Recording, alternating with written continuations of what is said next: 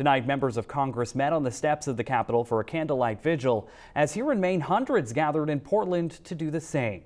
All to remember those who were hurt and lost their lives on that day, including Capitol police officers. But as News Center Maine's Sean Stackhouse reports, tonight's rally was about more than just remembering. In Portland's Monument Square, hundreds taking part in a candlelight vigil.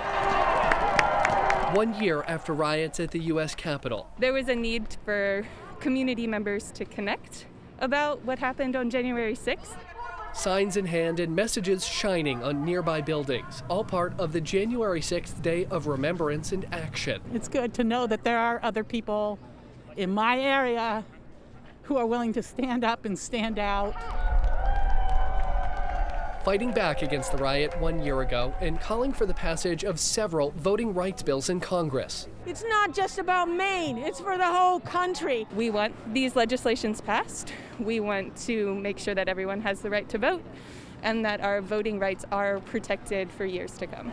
Maine Secretary of State Shenna Bellows on hand too. I really do think it's important that it is as easy in Mississippi as it is here in Maine for an American citizen to cast their constitutional right to vote and make their voice heard. Those calling for voting rights legislation were not the only voices heard at Thursday's rally. Riders have attacked our cities, and the Democrats have encouraged it. A counter-protest of fewer than a dozen immersed within the crowd. Everybody has a right to freedom of speech, and like when I have rallies, they're welcome to come and counter-protest if they want. This is what socialism looks like.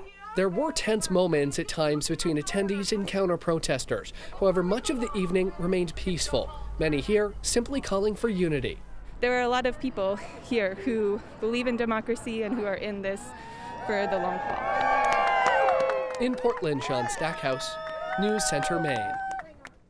The pieces of legislation that those in attendance were calling for tonight all centered around voting rights, including the Freedom to Vote Act, the Protecting Our Democracy Act, and the John Lewis Voting Rights Advancement Act.